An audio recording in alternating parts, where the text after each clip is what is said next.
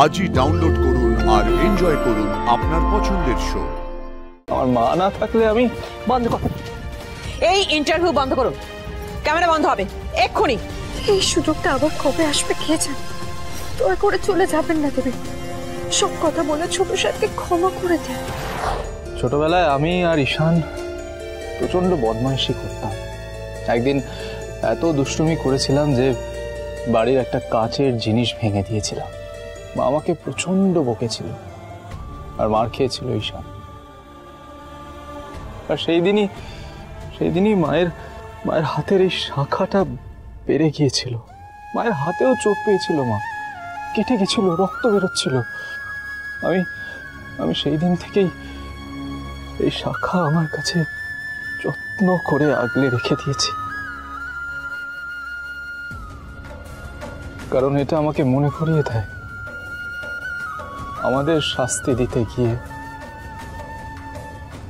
মারও কষ্ট হয়।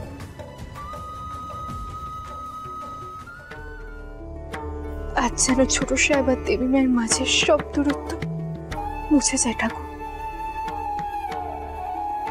দুজনেই দুজনের স্মৃতি আগলে রেখেছেন, আর এটা থেকে প্রমাণিত হয় মিস্টার আয়ুষ্মান গাঙ্গুলি কিন্তু মাম্মাস বয়।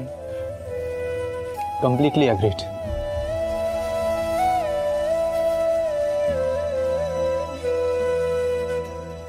একবার তাকাও না মা আমার দিকে, একবার।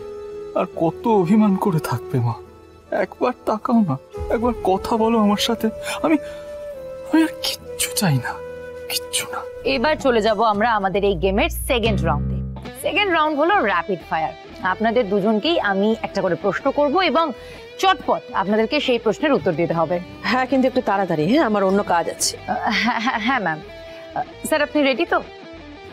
রেডি।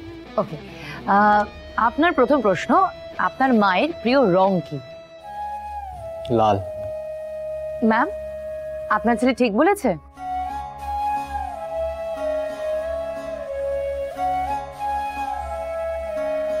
এরপরের প্রশ্নটা আপনার, আয়ুষ্মান গাঙ্গুলির প্রিয় খাবার কি? আমার হাতে বানানো যে কোনো খাবারই ওর খুব পছন্দের। এমন কোনো আফসোস আছে যা আপনি মনের মধ্যে লুকিয়ে রেখেছেন? আমি অজান্তেই মাকে অনেক কষ্ট দিয়েছি। মাকে আমার কষ্ট দেওয়া উচিত হয়নি।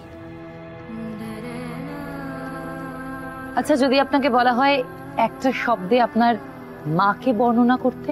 নিঃশ্বাস। আমার মা আমার কাছে শ্বাস প্রশ্বাস। আমার মাকে ছাড়া আমি কিচ্ছু না, কিচ্ছু না।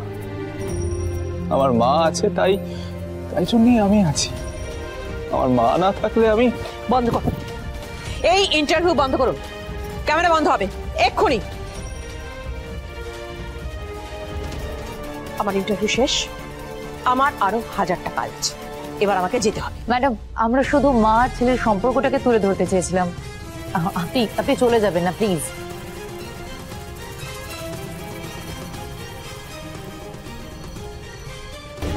এই সুযোগটা আবার কবে আসবে কে জানে। দয়া করে চলে যাবেন না দেবী, সব কথা বলে ছোট স্যারকে ক্ষমা করে দেন।